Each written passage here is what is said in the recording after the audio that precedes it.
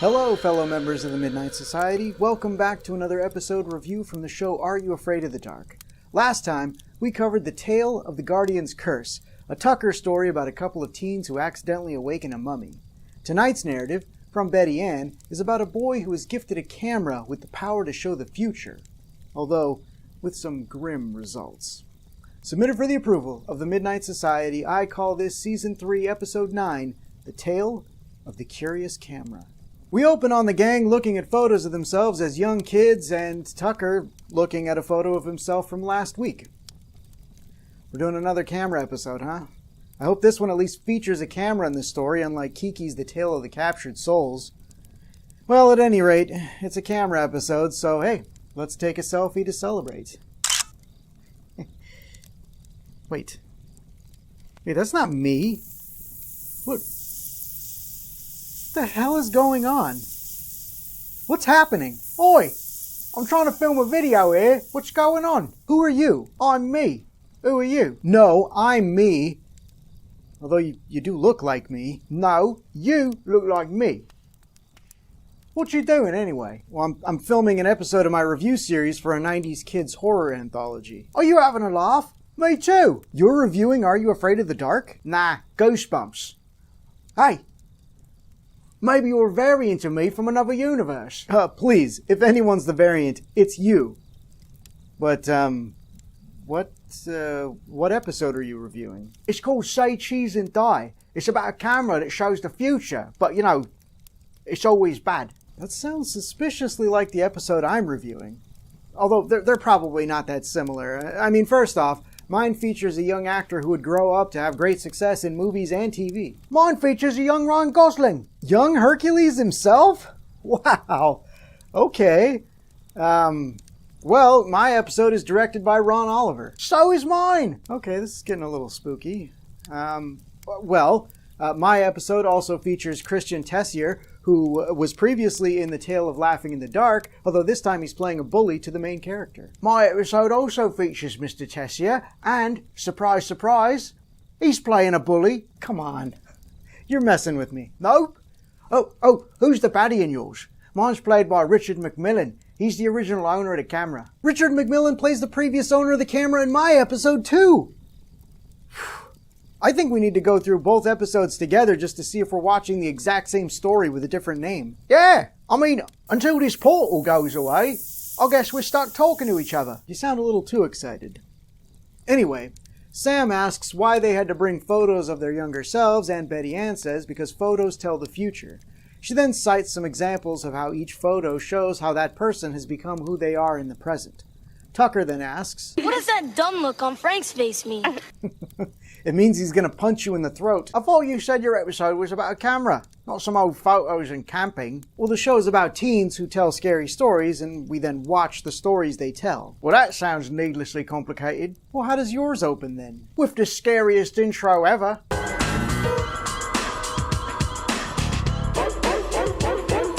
That isn't scary at all. What? Are you blind? Did you not see the eyes superimposed on that dog? Terrifying. Anyway, Betty Ann asks if you really want to know what the future has in store, or if it's better off being a surprise. Her tale begins on picture day at school for the basketball team.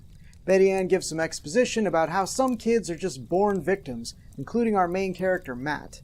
Matt is bullied by Christian Tessier's character, who is named Colback. What sort of name is Colback? Sounds like a sequel to a knockoff Conan film. Cole the Conqueror is back, and this time, he's played by a ginger. Colback, the Bullybarian. Colback squirts ketchup on Matt's face and forces him to get the picture taken like that, though when the pictures arrive, Matt's photos are blank. Those photos wouldn't be blank if Ryan Gosling was in the episode. The camera loves him. Does your episode start the same way? Nope.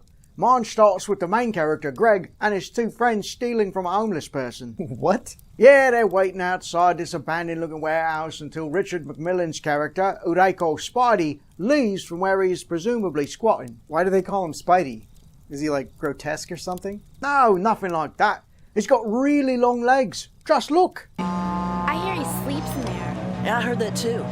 I heard he eats rats. His legs are just normal length. Well, maybe to you, but in this universe, those are carnival sideshow long. Anyway, Once he's gone, the kids break in and steal his camera. I think this thing's a camera. Cool, camera. You call that a camera? It looks like a toaster.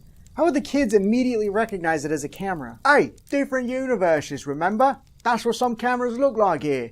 You're coming across real close-minded, sweetheart. Wait, what did you just call me? Huh, only one of the most vile insults around. Frankly, I'm surprised MeTube didn't bleep it. Yeah, that doesn't mean the same thing here.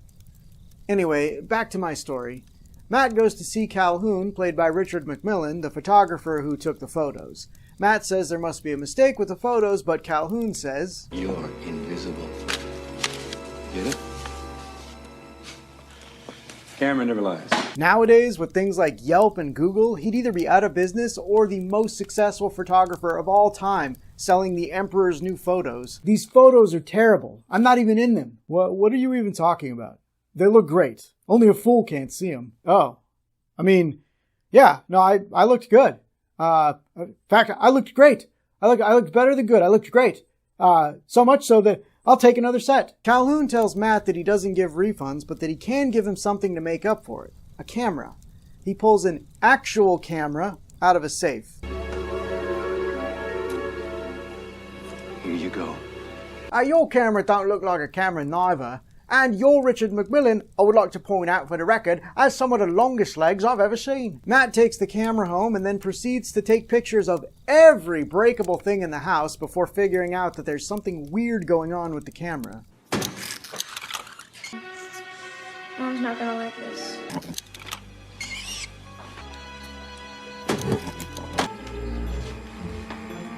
Greg takes less pictures than your kid, but of more substantial things. What do you think of Dad's new ride? It's excellent. Take my picture. Come on. Even in the 90s, if that's a new car, then I'm the US president. What's the US? The USA. The United States of America? Oh, yeah, over here it's the UCA. The United Corporations of America. That does sound strangely appropriate. Anyway, after seeing a picture of the car wrecked, Greg gets really freaked out. He tries to convince his dad to take the car back, but the family insists that he take a ride with them so that he can fully appreciate it. But of course, on the road, they're almost involved in a car accident. Greg?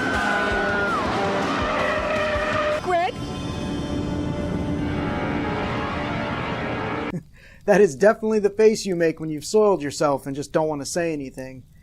Matt doesn't cause any near car accidents, but once he figures out what the camera can do, he tries to throw it away only to find it in his locker the next day. At that same moment, Colback decides to give Matt a hard time again, only this time, Matt doesn't back down. Why, you stinking little... Matt then waits for his bully's horrible fate to befall him, and just when he thinks it's not going to happen...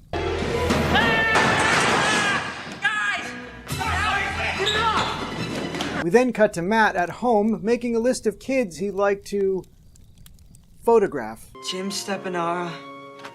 Yep. Ben Cloudson. Nah, his maybe. Well, that escalated quickly. Are you sure Matt's not the villain of your story? He went from victim to let's use this death camera on everyone I don't like real quick. Well, Matt's opinion changes when he accidentally takes a photo of his sister and she's almost crushed by a chandelier. They both examine all the photos and notice a small image on every one. Like, What? What do you see? That's an important lesson. Watermarks are important to protect your work. You know, even if you're a demon or whatever. Anyway, Greg don't go sociopath. In fact, after the car incident, he has a nightmare that results in the book cover that the episode is based on. The next day, Greg is accosted by the neighborhood bullies while trying to tell Bird about the camera. Wait, his friend's name is Bird? No, it's a nickname. Okay, so then why do they call him Bird? I don't know. Maybe his mom chooses food for him or he poops on cars. Look, you're getting me off track here. Sorry. The bullies try to take the camera, but Greg and Bird make a run for it. The bullies chase him into an alley until this happens.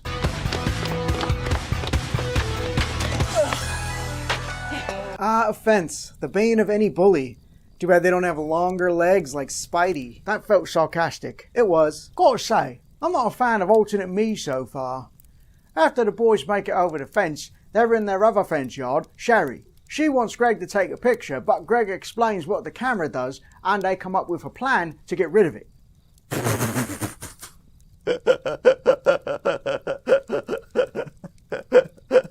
No! No, he barely protests before just taking a photo, dooming it to the same fate as his dad's Otto. Greg, you totally missed me. No, I didn't. I aimed it right at you. Oh, you should have seen the look on your face! Yeah, that's not as funny when it's being done to me. In my story, Matt tries to take the camera back to Calhoun, who suddenly looks very successful. So, success in your universe is a scarf and giant shoulder pads? Oh yeah, the bigger the pads, the more successful.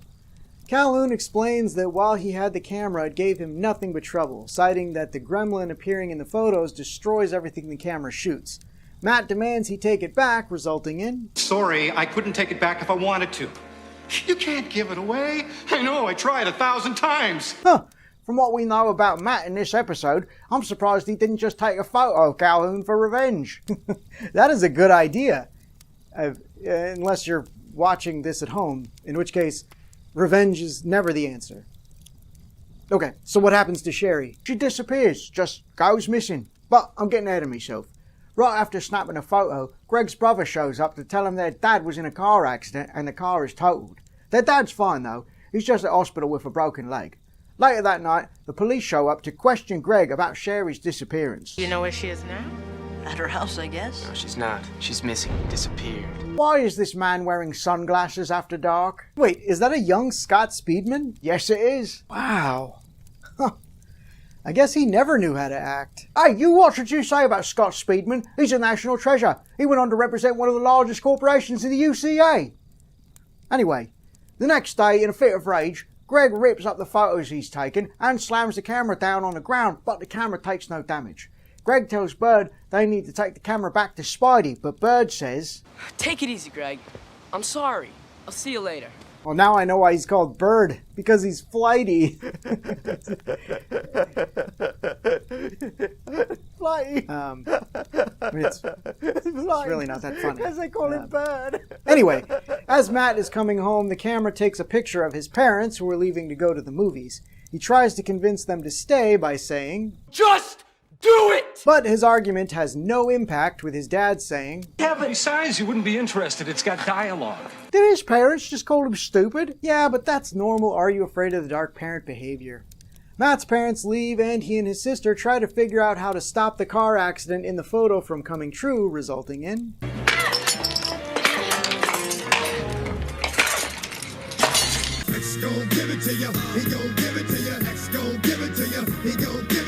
I know I give the writers a hard time a lot, but I will say this, with only one or two minor exceptions, Little Sisters on Are You Afraid of the Dark are awesome. Unfortunately, when the two go back in the house, they find that the camera is just fine. What if the camera's already... Indestructible cameras and photos that cause car accidents, eh? The broad strokes aren't the same, but the details are. Greg goes to return the camera to Spidey, but is intercepted by Sherry, who says she just appeared in the backyard having lost some time. Greg realizes that she reappeared after he tore up the photos he took. They both head inside the warehouse, only to have Spidey sneak up on them to deliver some exposition. And the way it's shot is a choice. This camera is far worse. Far worse. Far worse. Huh. I wonder if it's far worse. Couldn't say. We learn that Spidey created the camera to predict the future and make a fortune, but it ruined his life and somehow can't be destroyed. How do you invent something you can't destroy? There's no magic involved like the camera in your story, so what gives? And if you can't destroy it, just bury it in the ground, pour cement over it, and call it a day. The kids try to leave, but Spidey says that he can't risk them telling someone else about the camera. He tries to grab Greg, but Sherry uses the camera on Spidey, causing this to happen. So the camera absorbed him? Did he invent it as stated, or did he conjure it up with witchcraft? Wouldn't it just cause him to have a horrible fate like everyone else? Hey, Spidey don't make the rules, just the cameras. Anyway, Greg and Sherry get away and we see Spidey trapped in the camera. A short time later, our neighborhood bullies show up and use the camera, ending the episode with...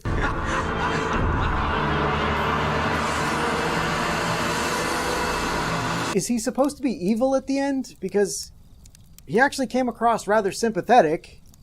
You know, up until he tried to murder the kids. The multiverse may never know. It's not even brought up in the sequel episode, Say Cheese and Die Again, which features the character of Greg, but no Goss, no Spidey, and is way worse an episode if you can believe that. We don't get much more of a resolution in my episode either.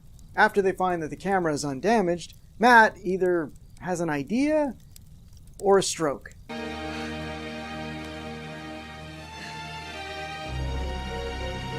They get the camera to take a picture of itself using a mirror, but before they can celebrate, they figure out that the gremlin moved into a video camera that they have plugged into their TV for some reason, leading to a very silly finale. Come on for the birdies. The TV finally explodes, which doesn't solve the problem if the gremlin was in the video camera, but hey, the kids seem to think that everything is fine. And all we gotta do is figure out how to tell Mom and Dad. I mean, that's not really scary unless webcams were a thing at the time. I mean, the first commercially available webcams were sold the same year that this came out, but it's not something that most people would have had or been familiar with. Though you saw Matt's parents had that sweet, sweet car phone, so clearly they're loaded. Betty Ann ends the tale by saying that she wants to take a group photo, resulting in... Ah! Does this Betty Ann person have magic powers? Nope. Then what are they running for? They all get dumb after a story's told and become afraid of everything. So, anyway, it's revealed that the camera is a prop from Gary's dad's shop. Or is it? So, what now? Well, let me just wrap up this review, and then I say we run some experiments. See if one of us can cross over into the other's universe. Good idea! I'll go pack a bag! Now for the review. I wasn't crazy about this episode. It felt like it went in a couple of different directions without ever coming together.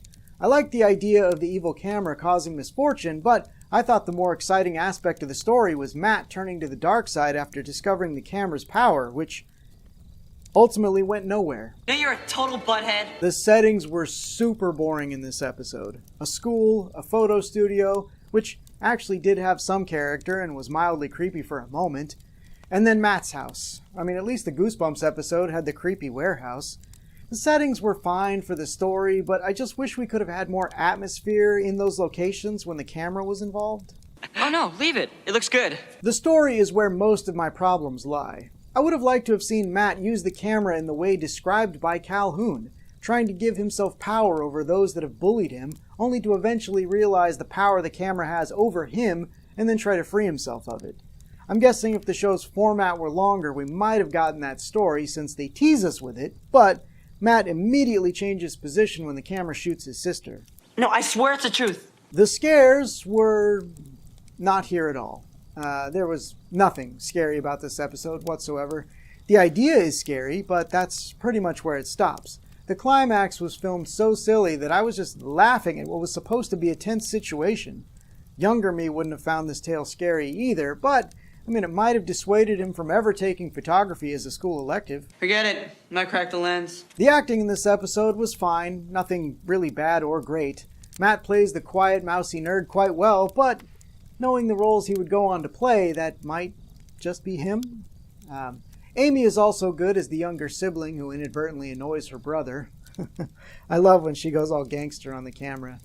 Colback is the quintessential school bully and brought some of that same energy he had as Josh in the tale of Laughing in the Dark. Smile for the birdie. The adult acting in this episode was good. Matt's parents and coach are barely in the episode, so they get nothing from me, but Calhoun was terrific. His initial appearance as the broken man without a care is great, and you can see the conflict in his eyes when he gives Matt the camera, and even later, once he's gone full shoulder pads, you can still tell that he feels bad, but cares more about his own well-being. And seeing the same actor play a completely different creepy weirdo in Say Cheese and Die really proves to me that he's got the right stuff. Andiamo. Betty Ann, it's not often that I say this, and it pains me when I do, but the tale of the curious camera does not meet the approval of the Midnight Society. Though I will say this, The acting was better in Say Cheese and Die, but I do think that The Tale of the Curious Camera is the superior episode out of the two. I heard that. The Midnight Society members poll on this episode was, at the time of recording this video, 16% against with 84% in favor of it, so it looks like I'm being overruled. Seems that Betty Ann really is the people's storyteller. And just so you guys don't think I'm getting away with anything, this is me in first grade. I want to thank the following Midnight Society members for participating in this video's poll. Cassandra K, Amanda T, Ricardo L, Tim J, Matt C, Lisa M, Scott F, Twyla M, Melissa W. Oi! What? What you doing? I'm thanking people.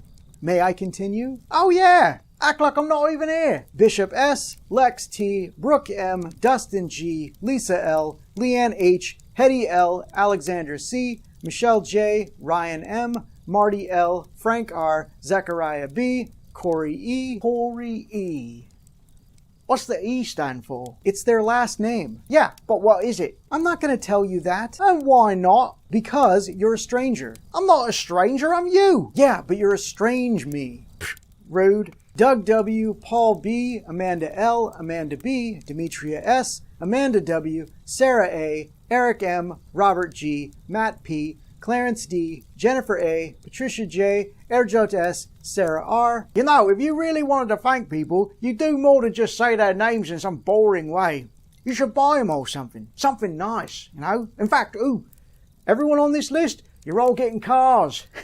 Brand new cars, courtesy of your host. No, you're not. You are most definitely not all getting new cars, and I am not contractually obligated to anything that a jerk me says from another universe. Look, I love you guys, and I would do anything for you, but I won't do that.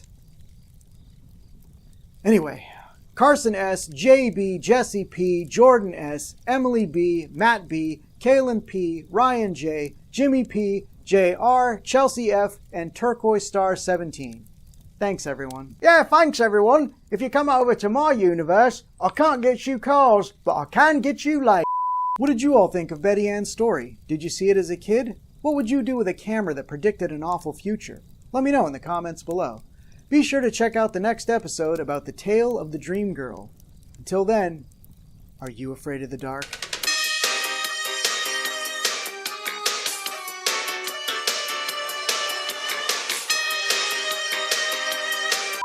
Tune into the next episode where I'll be covering A Night in Terror Tower, parts 1 and 2. Wait, parts 1 and 2? Goosebumps does 2-part episodes? Yeah, like all the time. Damn it! I need to get DJ on the phone right now. It looks like a toaster. Thanks for watching MeTube, everyone. If you enjoyed this video, please consider giving it a like and a share. Don't forget to subscribe and click that bell icon to be notified when more Giving You Goosebumps episodes go up. Thanks, everyone.